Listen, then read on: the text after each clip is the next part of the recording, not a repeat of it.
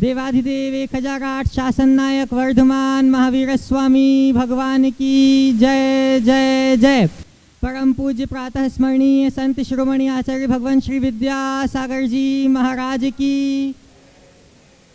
परम पूज्य गुणायतन प्रणेता प्रखर वक्ता भावना युग प्रवर्तक गुरुवर श्री प्रमाण सागर जी महाराज की।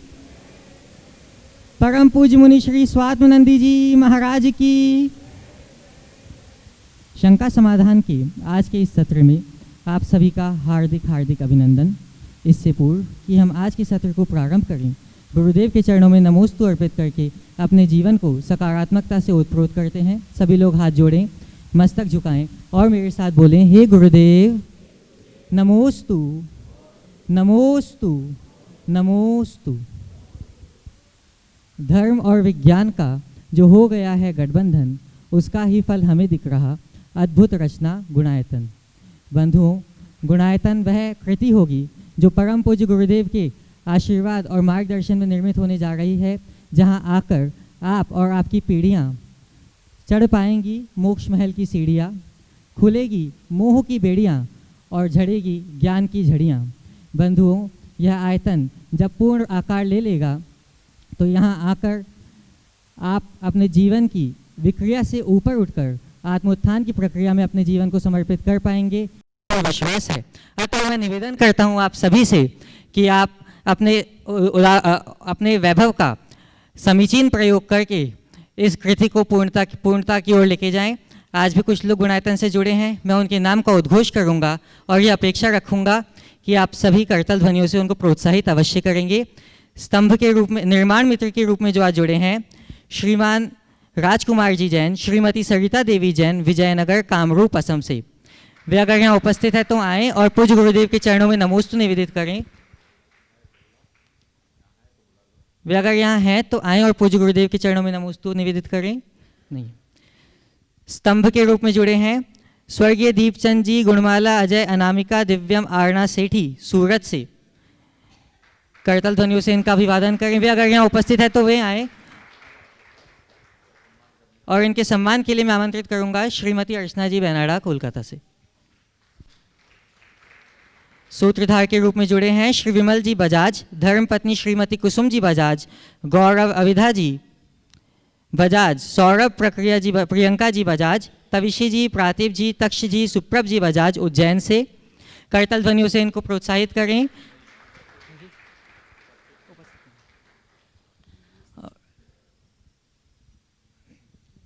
स्तंभ के रूप में ही जुड़े हैं श्रीमती पाना देवी, नेमीचंद जी पहाड़िया सूरत से। वे आए।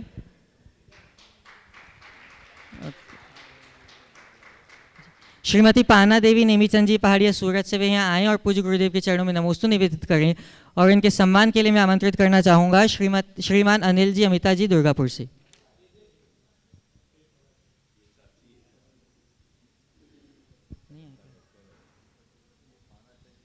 श्रीमती पाना देवी, नेमीचंद जी, आप ही हैं।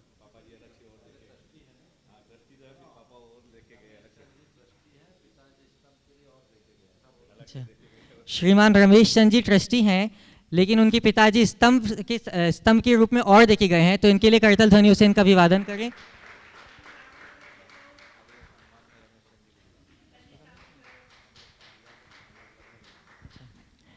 ट्रस्टी के रूप में गुणायतन से जो आज संबद्ध हुए हैं श्री सम्मेद अनिल जी पाटिल, हुपरी, कोल्हापुर से, और वे आएँ और पूज्य गुरुदेव के चरणों में नमोस्तु निवेदित करें और इनके सम्मान के लिए मैं आमंत्रित करूंगा श्रीमान रमेश चंद जी पहाड़िया एवं श्री एनएल जी जैन, कोषाध्यक्ष गुणायतन।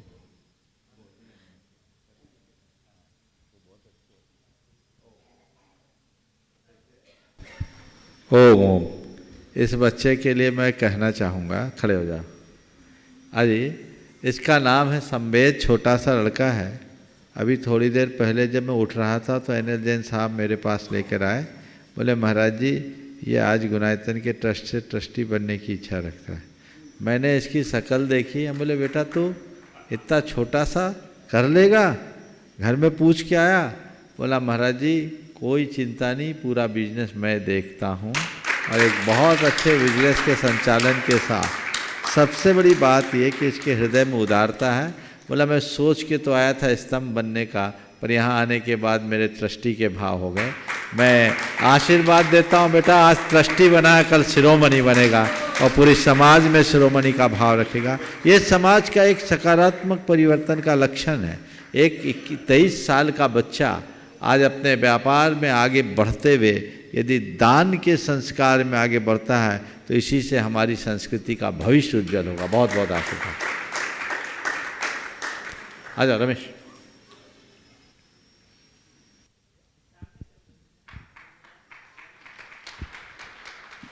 बंधुओं, हमारे बीच में आज गुणायतन के संरक्षक शिकागो से श्रीमान किरीट भाई शाह यहाँ उपस्थित हैं। वे आएँ और पूज्य गुरुदेव के चरणों में नमोस्तु निवेदित करें और इनके सम्मान के लिए मैं आमंत्रित करना चाहूँगा श्रीमान हरीश जी जैन, श्रीमान किरीट भाई शाह शिकागो से,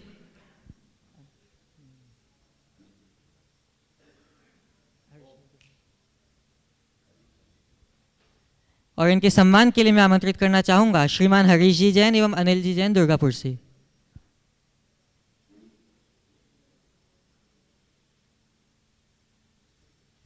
इसके बाद प्रथम प्रश्न के लिए मैं आमंत्रित करना चाहूँगा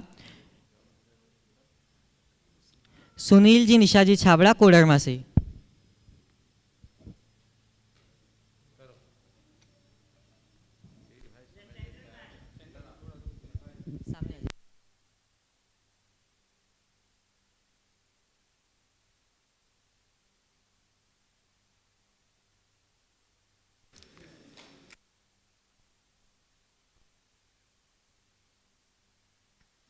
हेलो,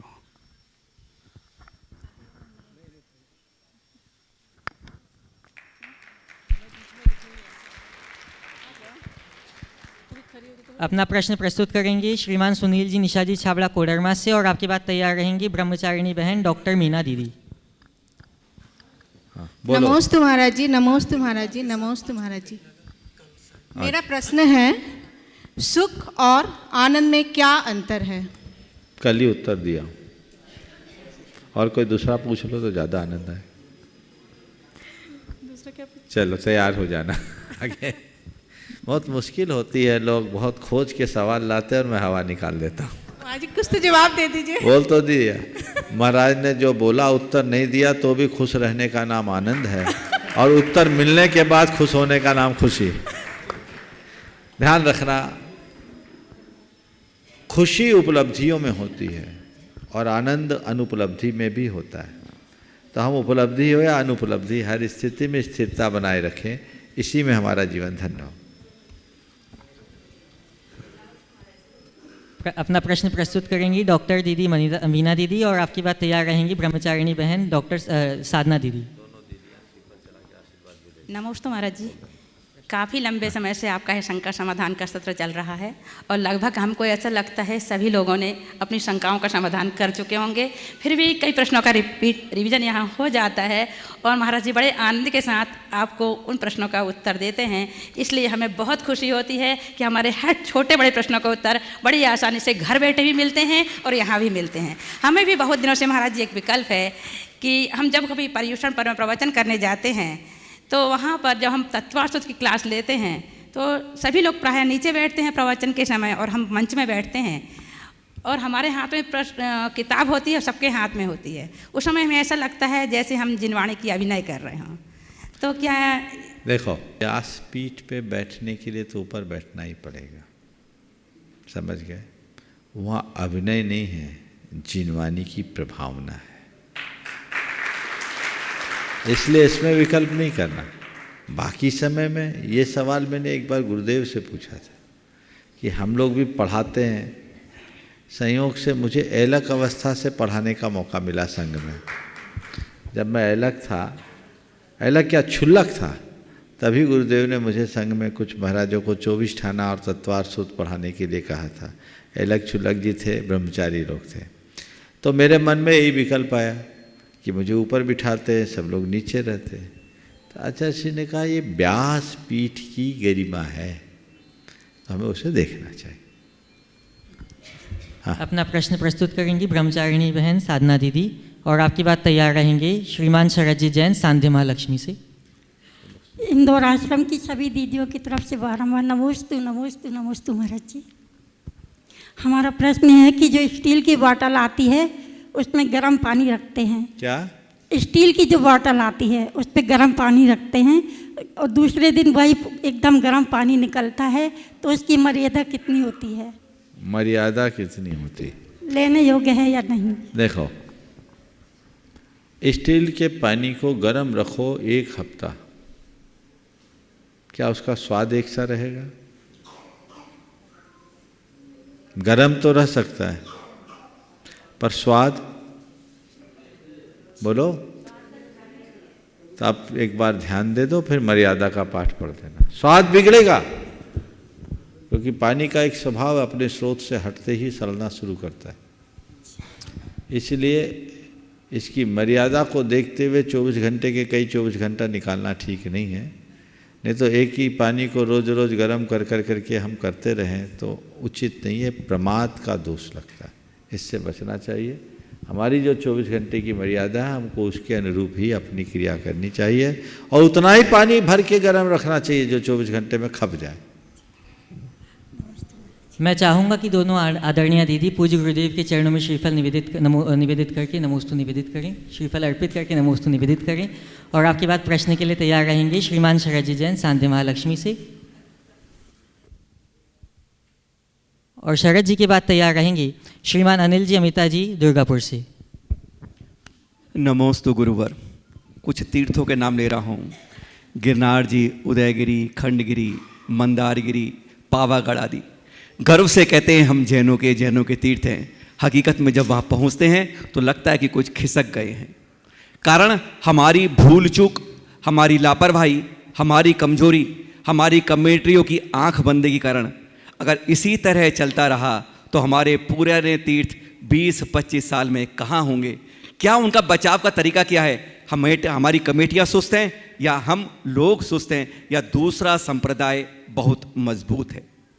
देखिए, आपने बहुत ही गंभीर चिंतन करने के लिए बाध्य करने वाला सवाल खड़ा किया है।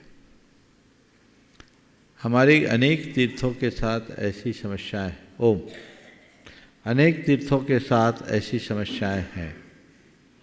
आपने अभी 3-4 का नाम लिया, लिस्ट बहुत लंबी होगी।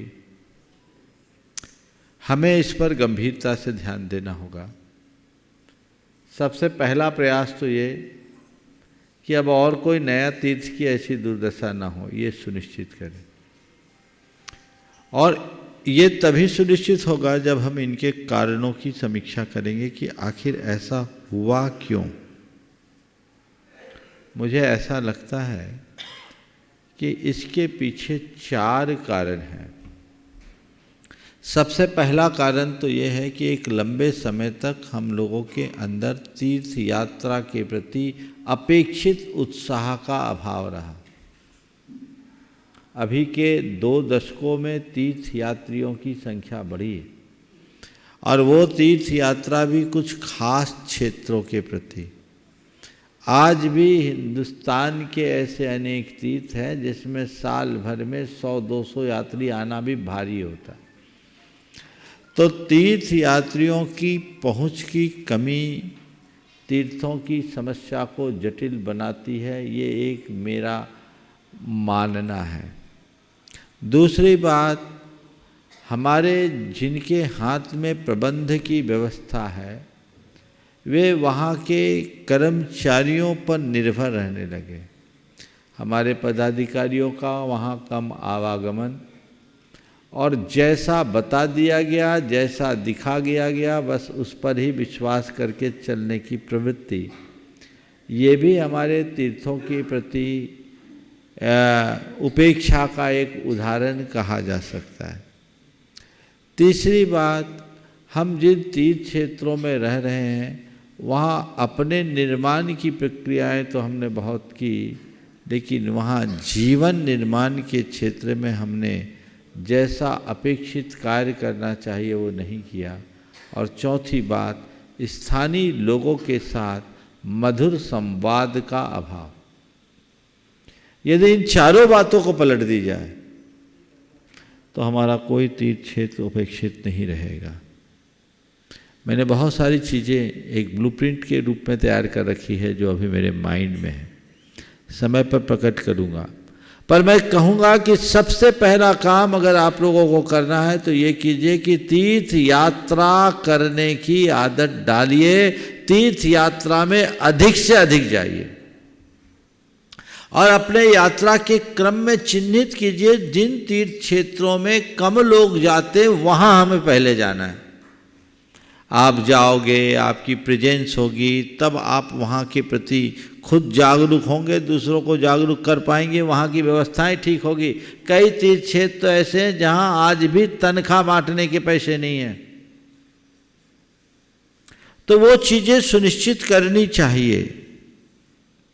और जिनके हाथ में व्यवस्था है वह थोड़े जागरूक हों, स्थानीय लोगों के साथ संवाद कायम करें और कुछ ऐसे उपक्रम करें कि तीर्थ क्षेत्र में जैन भले ना बसे पर जो बसे हैं उनका जैनों से जुड़ाव हो जाए,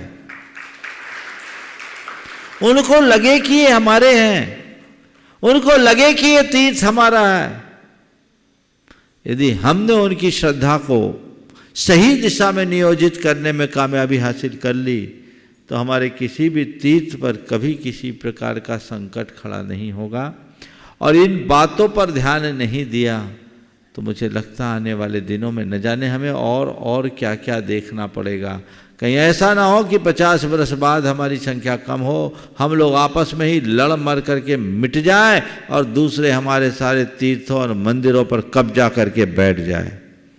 जिस तरह का घटनाक्रम है और एक हार्डकोर वर्ग जिस तरह से तेजी से उभर रहा है, अगर यही तस्वीर बनती रही तो स्थिति बहुत गंभीर होगी। तो हमें चाहिए, जैन समाज अल्पसंख्यक समाज है पर बहुसंख्यकों के सम्मान का सदैव पात्र रही है और बहुसंख्यक समाज के लिए जैनों ने हमेशा अच्छे कार्य किए हैं और तत्परता से योजनाबद्ध तरीके से यदि इस तरह का कार्य किया जाए तो बड़ा अच्छा काम हो सकता है। हमें यही एक कार्य योजना बनानी चाहिए और लक्ष्य रखना चाहिए, हम अपने तीर्थ के संरक्षण संवर्धन में विकास में किस प्रकार सहभागी बने जिससे हम अपने धर्मायतनों को युग युगांतरों तक सुरक्षित और संरक्षित रख सकें। अपना प्रश्न प्रस्तुत करें। सारा जी एक और पूछ सकते हैं।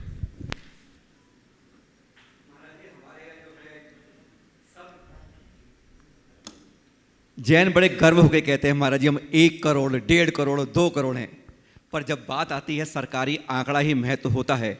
44,51,753 सरकार कहती है और शायद इस बार जो गिनती होगी अगले साल शायद वह और कम हो जाए, तो इसमें कोई हैरानगी नहीं होनी चाहिए। पलायनता हमारे घर घर से होती जा रही है। परसों की बात बता रहा हूँ, मैं नाम किसी का नहीं ले रहा हूँ। एक लड़की हमारी फिर दूसरे समाज में चली जाती है, अपने माँ बाप को दूसरा बहाना बताकर चली जाती है। ये आज हर घर घर में परेशानी हो रही है महाराज जी। ये पलायनता हम नहीं रोक पाएंगे। बड़ी बड़ी जातियाँ, हमारी उप संप्रदाय हमसे बिछड़ते जा रहे हैं। तो एक समीर इस समय क्या हमारा समाचीन ऐसा होना चाहिए कि अगले वर्ष जो गणना इस वर्ष जो होने वाली है, हमारी गिनती हम वास्तव में 1 करोड़ को पार कर सकें। देखिए, सवाल 1 करोड़ का या 44 लाख का नहीं, सवाल हमारे अस्तित्व और अस्मिता का है। जिस तरह की सामाजिक संरचनाएं दिख रही है वो बहुत चिंतनीय है, गंभीर है।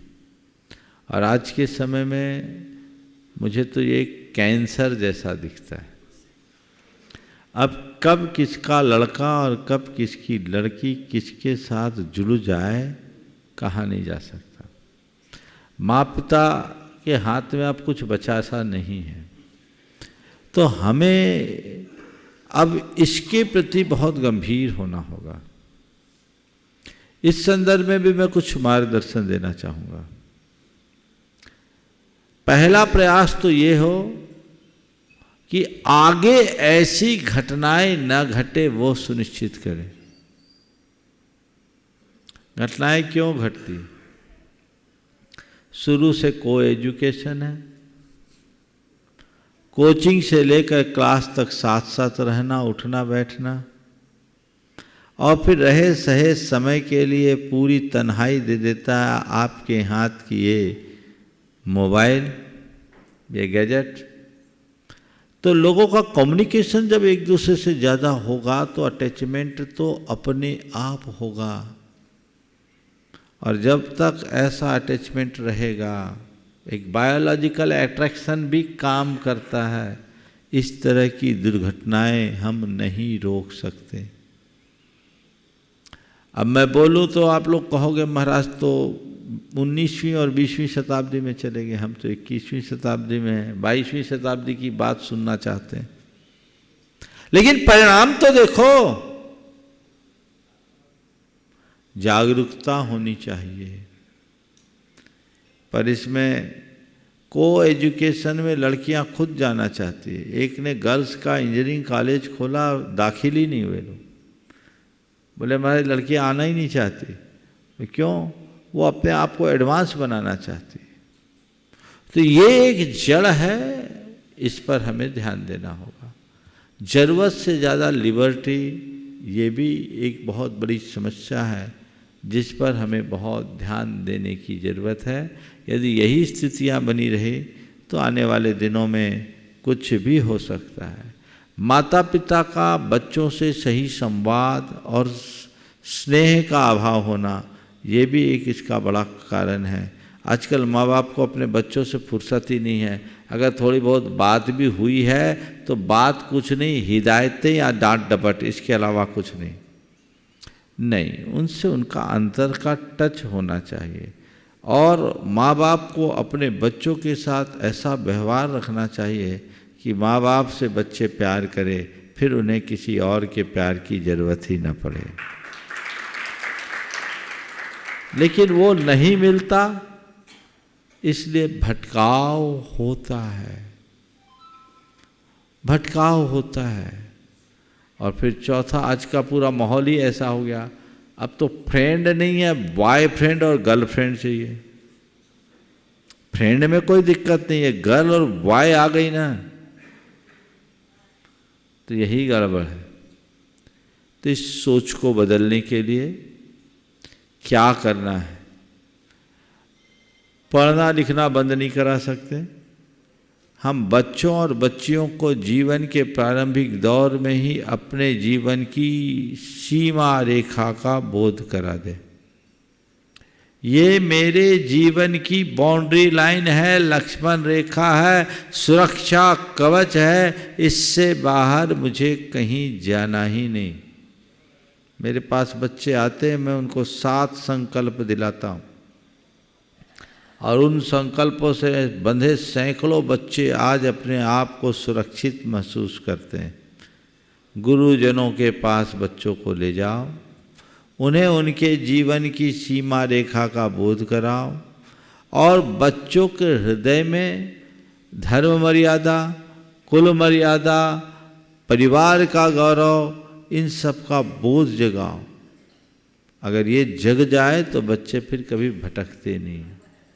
और फिर दूसरे चरण में जो भटक गए हैं उनकी उपेक्षा मत करो, उनका बहिष्कार और तिरस्कार मत करो, उनको संस्कार देकर वापस स्थिर करने का प्रयत्न करो। बहिष्कार कतई मार्ग नहीं है। इसका अर्थ ये नहीं कि मैं समर्थन दे रहा हूँ हो जाए, कतई नहीं हो। पर मैं इतना ही जानता हूँ, कैंसर न हो, और अगर हो गया तो उसे खुला न छोड़े, नहीं तो और भयावह हो जाएगा।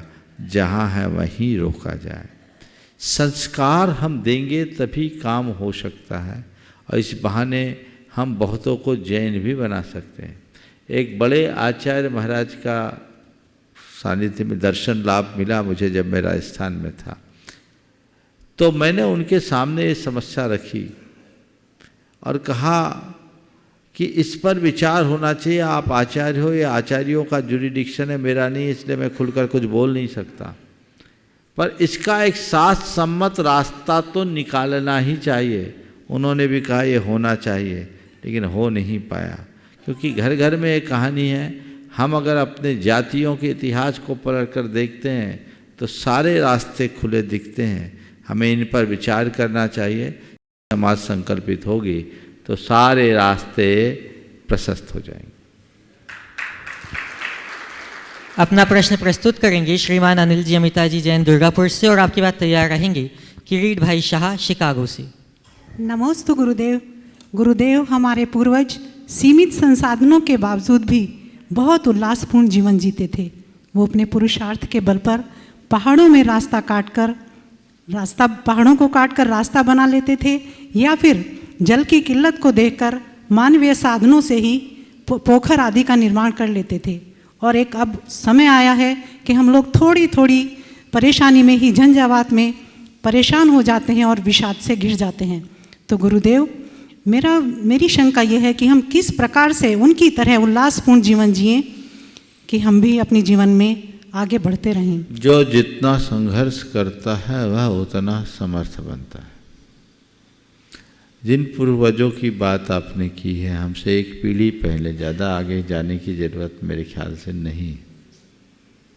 वे लोग परिश्रमी लोग थे, उनने मेहनत की, और जो श्रम किया तो समर्थ भी बने।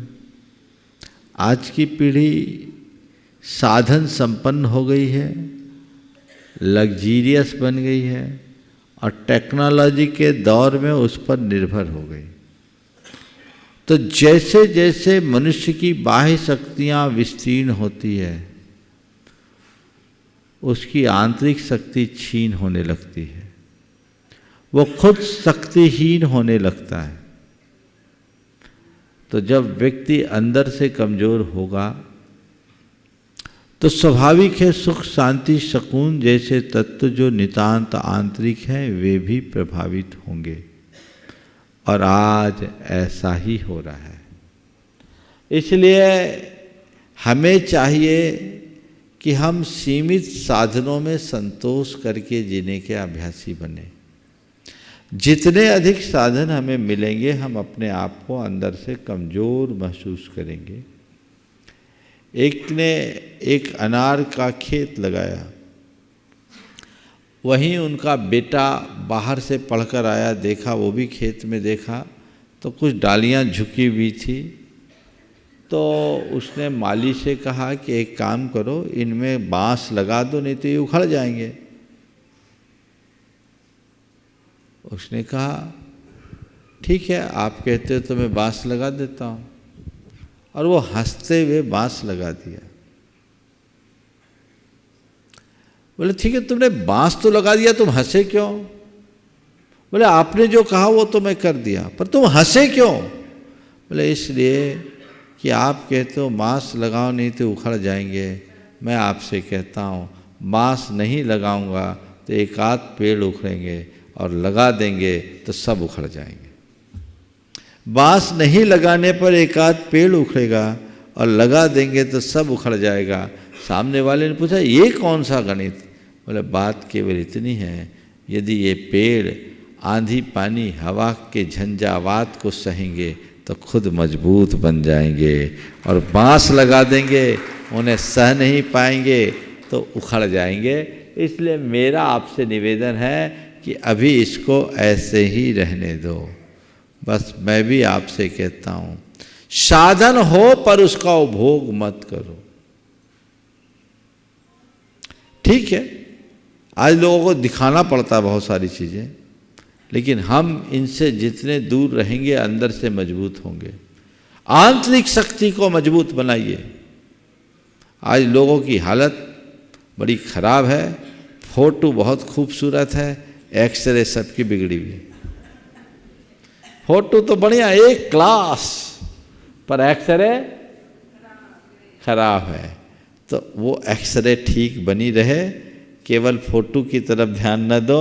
कदाचित फोटो खराब भी हो तो कोई परेशानी नहीं है, पर एक्सरे ठीक होना चाहिए, इसका हमें ध्यान रखना है। नमोस्तु गुरुदेव, नमोस्तु गुरुदेव। उपस्थित होंगे श्रीमान किरीट भाई शाह शिकागो से, और आपकी बात तैयार रहेंगी श्रीमती मीनू जी जैन हिंद मोटर कोलकाता से। नमोस्तु महाराज श्री, नमोस्तु नमोस्तु नमोस्तु।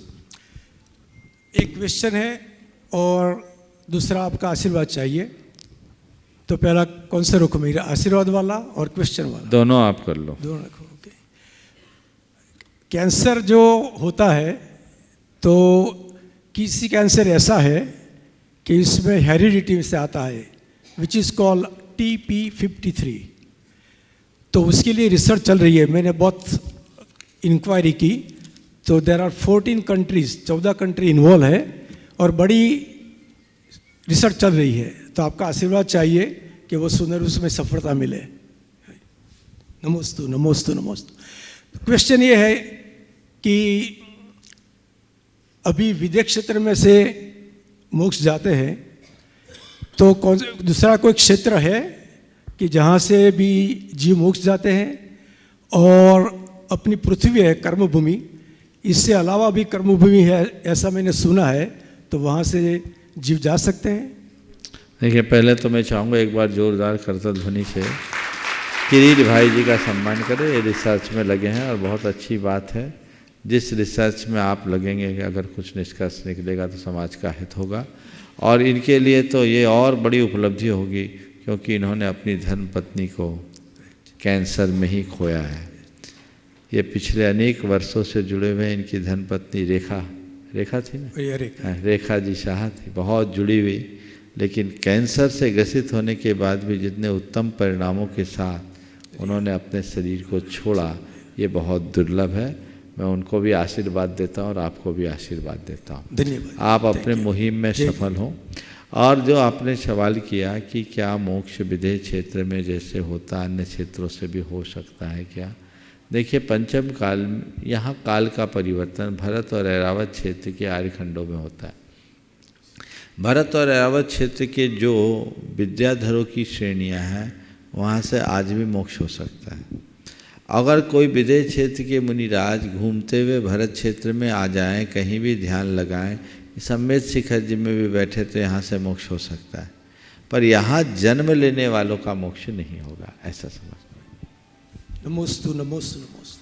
अपना प्रश्न प्रस्तुत करेंगी श्रीमती मीनू जी जैन, हिंद मोटर कोलकाता, और आपके बाद तैयार रहेंगी श्रीमती नीतू पहाड़िया, सूरत।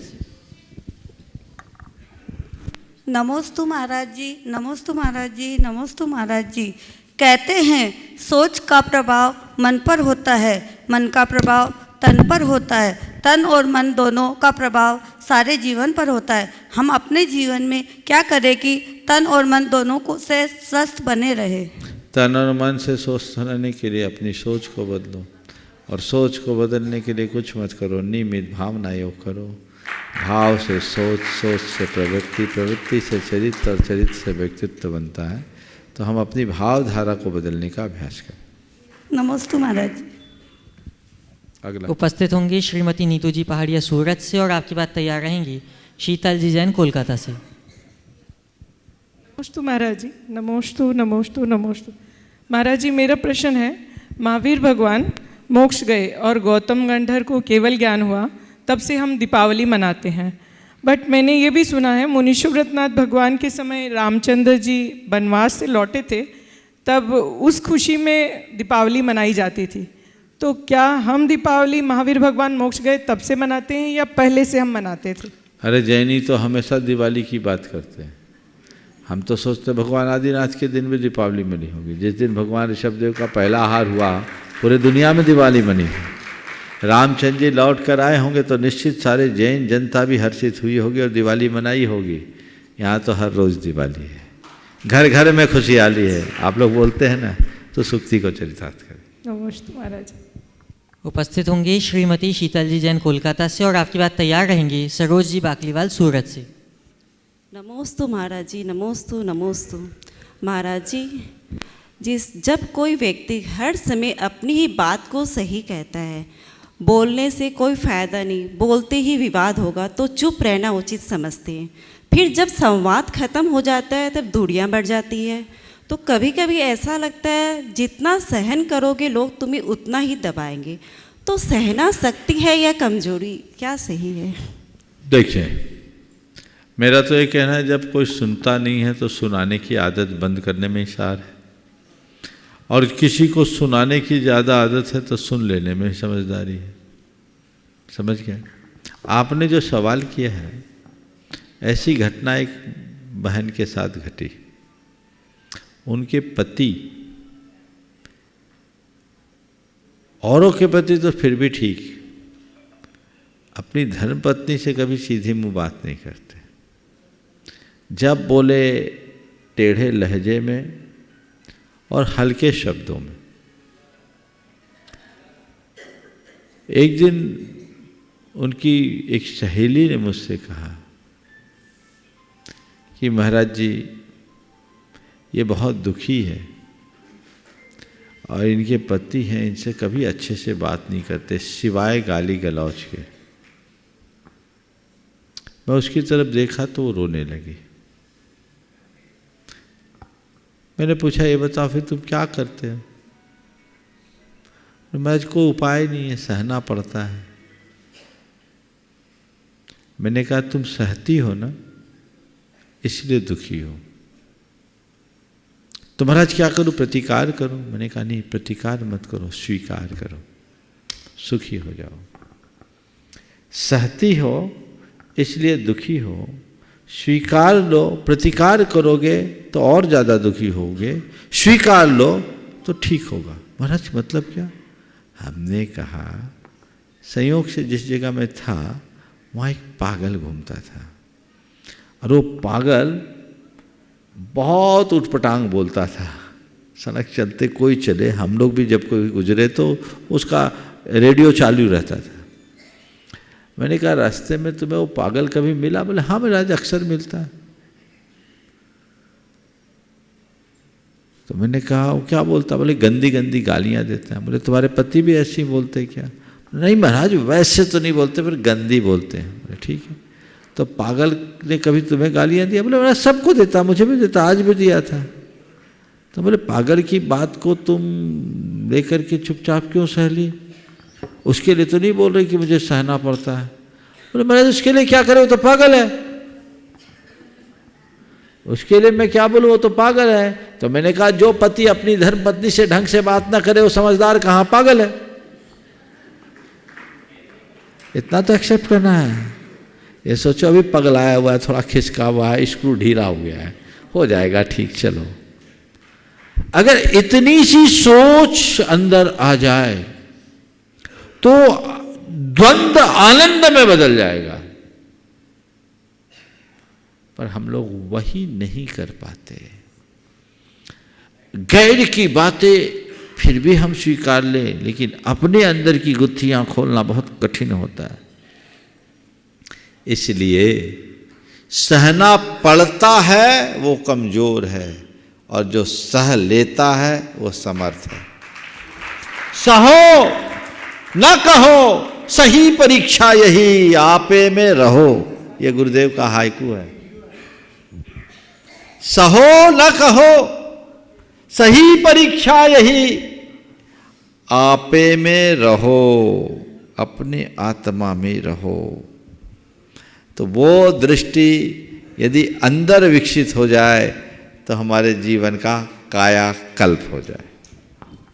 नमोस्तु महाराज जी। अपना प्रश्न प्रस्तुत करेंगे श्रीमती सरोज जी बाकलीवाल सूरत से, और आपके बाद तैयार रहेंगे श्रीमान NLG जैन कोषाध्यक्ष गुणायतन। नमोस्तु महाराज जी, नमोस्तु महाराज जी, नमोस्तु महाराज जी।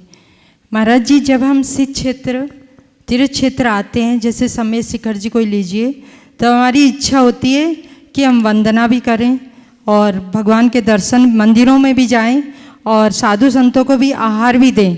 समय के अभाव के कारण हम डोली से शारीरिक कमजोरी के कारण डोली से वंदना भी कर लेते हैं और ऑटो रिक्शा से मंदिरों के दर्शन भी करते हैं, और फिर मन में एक जुनून रहता है कि साधु संतों को आहार भी दें, और हमें पता भी नहीं रहता किसका चौका है, क्या दे रहे हैं, क्या कर रहे हैं। बस एक लाइन लगा के हम लोग आहार देना चाहते हैं और आहार दे देते हैं। फिर बोलते हैं हमने इतने साधुओं को आहार दिया, आज तीर्थ वंदना भी कर ली और मंदिरों के दर्शन भी करें।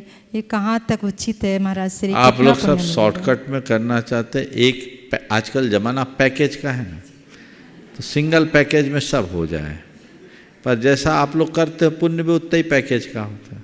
मैं कहता हूँ पैकेज थोड़ा बड़ा बनाओ। सम्मेद शिखर जी जैसे तीर्थ या किसी भी तीर्थ क्षेत्र में आओ और सच्चा लाभ लेना है तो सप्ताह भर का कार्यक्रम बनाओ। एक दिन वंदना करेंगे, 2 दिन नीचे की वंदना और विधान करेंगे, 1-2 दिन चौका लगा करके आहार देंगे। अपना तो लगाओ। कई जगह तो ऐसी बुरी हालत है कि कपड़े भी अपने नहीं होते, और कपड़े नहीं, शुद्धि भी पराया बुलवाता है। तो पुण्य तुम्हारा कहाँ होगा? स्वस्याति सर्गो दानम, अपना द्रव्य देना ही उत्तम है। नहीं देने से अच्छा है, लेकिन भाव ऐसा लगाओ कि अंतराय टले, उत्साह जगे, और खुद अपना द्रव्य अपने हाथों से तैयार करके अपने जीवन को कृतार्थ कर सके। नमोस्तु। उपस्थित होंगे श्रीमान एनएलजी जैन, कोषाध्यक्ष गुणायतन। दोनों गुरुओं को सादर नमन, वंदन। महाराज श्री, आज मैं किसी अपनी शंका के निवारणार्थ यहाँ उपस्थित नहीं हुआ हूँ। मैं यहाँ एक दुखद समाचार देने के लिए प्रस्तुत हूँ। फिर से बोलिए।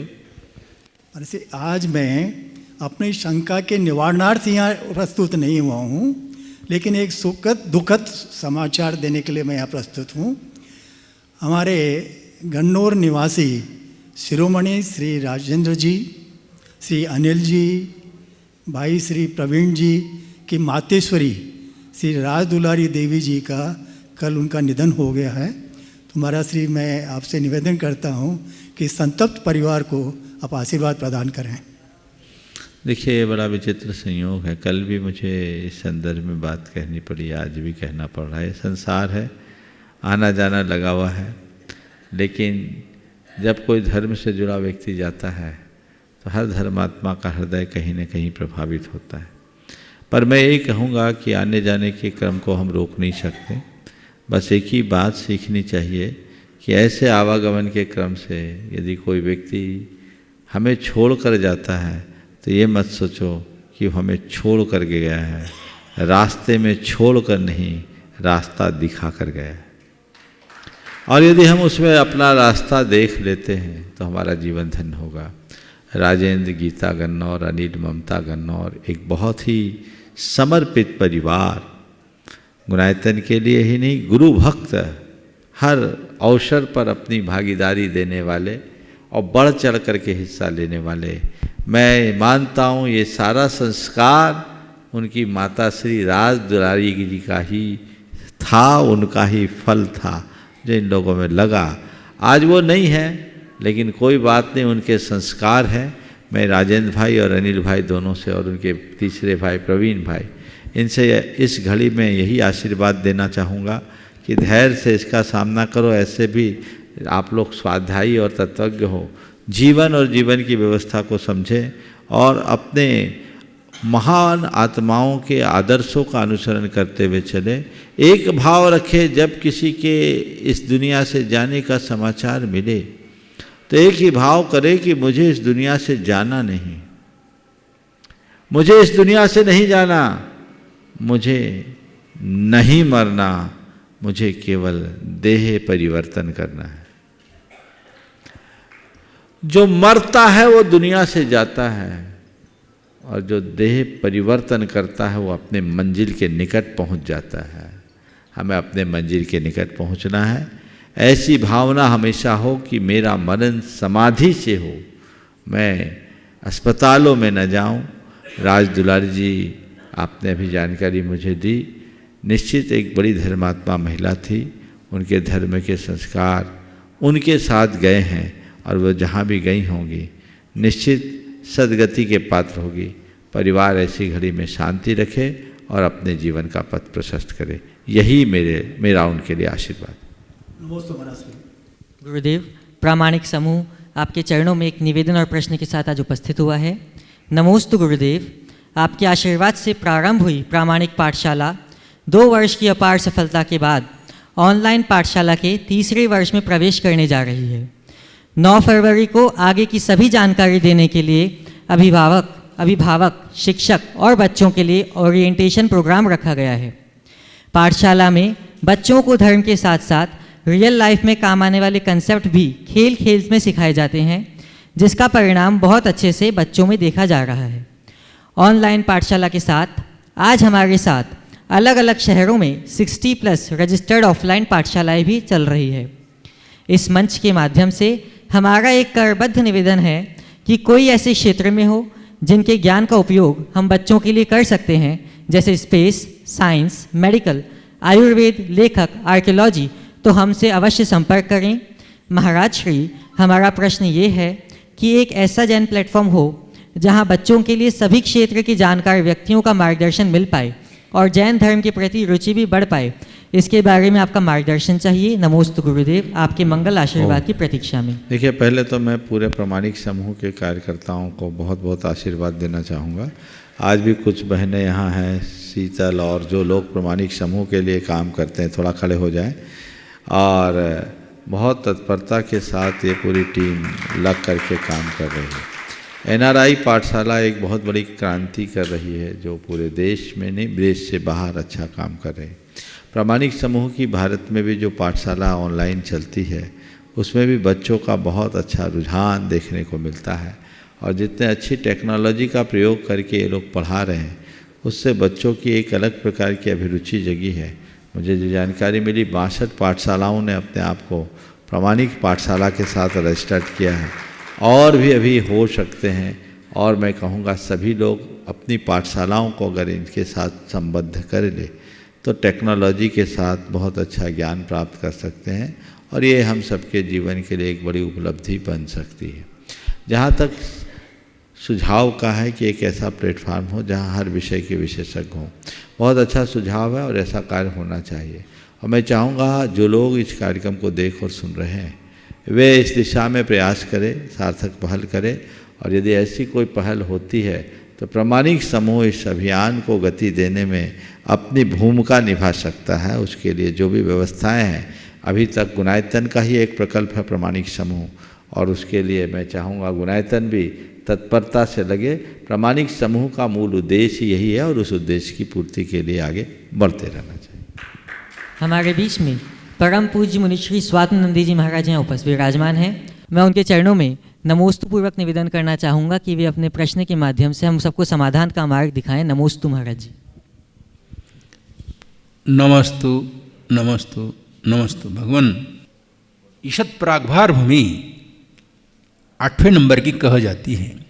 ये क्रम हमको समझ में नहीं आता है, कौन से क्रम से गिनना, 1 2 3 4 5 6 7, ये कौन सी भूमि है, और 8वें नंबर ईशत प्रागभार भूमि है, ये समझ में आता है, समझाइए। बहुत अच्छा सवाल आपने किया है। मेरे मन में भी ये सवाल रहता था, इसे 8वां क्यों कहा। पर महाराज जी, मैं आपको बताऊं, जितना मैंने आगम पढ़ा उसमें मेरे को जितना स्मरण है, ईशत प्रागभार पृथ्वी का तो उल्लेख है, पर 8वीं पृथ्वी ऐसा मुझे स्मरण नहीं आ रहा है। लेकिन अष्टम वसुधा को पाने के वो कर में 8 द्रव्य सब लोगों को रट गया है। ये खोजना चाहिए कि अष्टम पृथ्वी के रूप में उसे कहाँ उल्लेखित किया। हो सकता है मुझे विस्मरण हो, पर कुछ दिन पहले ये सवाल मन में आया था, तो मुझे याद नहीं आया कि अमुक ग्रंथ में ऐसा लिखा है कि इस पृथ्वी का नाम अष्टम पृथ्वी है।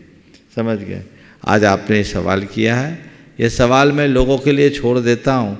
यदि किसी आगम ग्रंथ में ईशत प्रागभार पृथ्वी को अष्टम पृथ्वी के रूप में लिखा गया हो तो मुझे ज़रूर बताएं। मैं उसे सुन करके फिर अपनी धारणा बदलूँगा, और फिर इसके कारण की गवेषणा करूँगा कि नीचे से ऊपर है तो 7 नीचे जब हो गई तो 8वां ऊपर क्यों।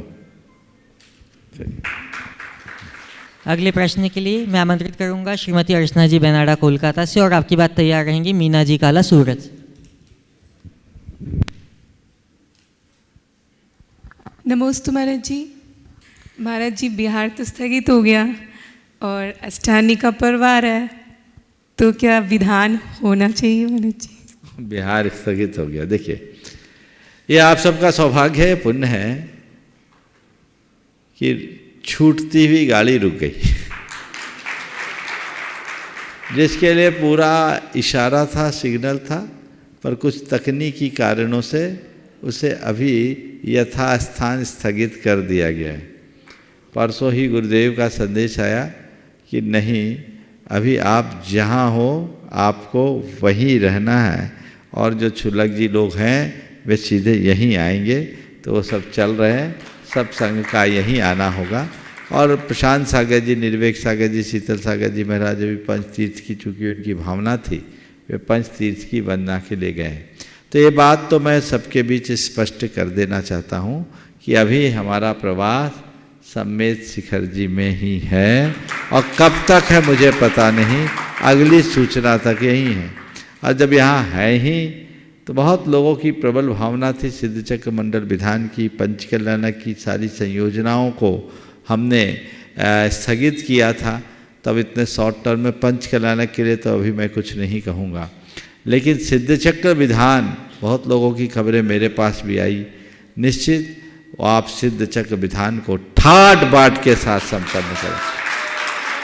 जो लोग अपना कार्यक्रम पहले से बनाए थे उसी रूप में सिद्धचक्र विधान के कार्यक्रम को बना ले। अष्टानिका को अपने जीवन की एक अमूल्य घड़ी के रूप में घटित करने का एक मौका है। सिद्ध क्षेत्र में सिद्धों की आराधना, वो भी अष्टानिका के अवसर पर, और वो संस्कृत का सब स्वाद चख चुके हैं, कुछ कहने की ज़रूरत नहीं है। लेकिन ये आनंद की घड़ी है, इसका आप सबको लाभ लेना चाहिए। ये संदेश सब तक पहुंचा दें। जिन्हें भी सिद्धचक्र विधान में अपनी सहभागिता देनी है वे अपने नाम सुरक्षित करा दे कार्यालय में, और जो भी हो 1-2 दिन में अभय भैया भी यहाँ आ जाएंगे, आपको जानकारी दी जाएगी। तारीख हम बताएं, 2-3 दिन में, आज ही कल में दो, जितनी जल्दी दोगे उतनी अच्छी बात है। बाकी इसके वो सब व्यवस्था अष्टानिका में है। अष्टानिका में 27 तारीख से अष्टानिका इस बार 9 दिन की है, तो जो होगी आगे पीछे 27-28 जो हो आपको बता दिया जाएगा। आप अपनी तैयारी करें, कार्यालय में संपर्क करें और इस विधान का पूर्ण आनंद ले। बहुत लोग हताश हो गए थे जब इस मंच से इस कार्यक्रम को स्थगित घोषित किया गया था, लेकिन ये आप लोगों का सहयोग है कि ये लाभ आपको पुनः मिल रहा है। नमोस्तु महाराज जी। अपना प्रश्न प्रस्तुत करेंगी श्रीमती मीना जी काला सूरत से, और आपकी बात तैयार रहेंगे श्री सम्मेद जी पाटिल, जो आज ही गुणायतन के ट्रस्टी के रूप में संबद्ध हुए हैं। मुनिश्री को मेरा नमोस्तु नमोस्तु नमोस्तु। महाराज जी, हमारे पहनावे पर लेसिया का कोई प्रभाव होता है क्या? क्योंकि जब हम काला या नीला वस्त्र पहनते हैं तो सभी मना करते हैं। वैसे हमारे तीर्थंकर भी 5 कलर के ही हैं। एक बार एक बच्ची ने मुझसे कहा, महाराज जी ब्लैक कलर पहन के कपड़े पहन के मंदिर जाने का निषेध करता है, भगवान भी तो ब्लैक कलर के हैं। इन संग का समाधान में सवाल किया कि भगवान भी ब्लैक कलर के हैं। तो मैंने कहा देखो, भगवान ब्लैक कलर के हैं इसलिए हमको भगवान है चलेगा, हम लोगों को नहीं चलेगा। पहले तो मैंने उसको ऐसा बोला, मतलब क्यों ऐसा चलेगा? बोले देखो, ये एक परंपरा बना दी गई है कि काले कपड़े नहीं पहनना, जबकि साधु परमेष्ठी के लिए काला रंग है। पार्श्वनाथ भगवान कृष्णवर्णी थे, मुनि सुब्रतनाथ भगवान कृष्णवर्णी थे। तो मैं इस संदर्भ में एक ही बात कहूँगा, काले कपड़े पहनो या न पहनो, काला काम करना बंद कर दो। काला काम छूटना चाहिए। डार्क और भड़कीले वस्तुओं से हमारे मन पर बड़ा गहरा प्रभाव पड़ता है, इसलिए उनका निषेध किया जाता है। पर अच्छे सात्विक भाव से अगर हम जिनालियों में जाते हैं तो कोई हानि नहीं समझना। नमस्ते। अगला समय नहीं पूछेगा। अगले प्रश्न के लिए मैं आमंत्रित करता हूँ श्री सुरेश कुमार जी दोषी बांसवाड़ा से, और आपकी बात तैयार रहेंगे प्रतिभा अजित जैन जयपुर से। हाँ, स्वदेशी कौन? ओ गुरुदेव नमस्ते। गुरुदेव ये मेरा न्यायालय से संबंधित प्रश्न है। मैं वर्ष 90 से 2018 तक पब्लिक प्रोसिक्यूटर के पद पर बांसवाड़ा में कार्यरत रहा। उस दौरान 2 डेथ पनिशमेंट हुए। एक डेथ पनिशमेंट में एलआई में परिवर्तन हो गया, एक डेथ पनिशमेंट में एग्जीक्यूशन हुआ। तो उसको लास्ट तक वो स्टैंड रहा, तो इसमें मेरे को कोई पाप दोष लगेगा क्या? आप जज हैं? नहीं, मैं तो पब्लिक प्रोसिक्यूटर हूँ। प्रोसिक्यूटर्स हैं। आप अपने कर्तव्य का पालन कर रहे हैं, और कर्तव्य का पालन करने वाला केवल कर्तव्य का पालन करता है, उसको दोष नहीं लगता। इस प्रकार आज के इस सत्र को परम पूज्य गुरुदेव के चरणों में नमन अर्पित करते हुए यहीं पर विराम। बोलिए परम पूज्य आचार्य गुरु श्री विद्यासागर जी महाराज।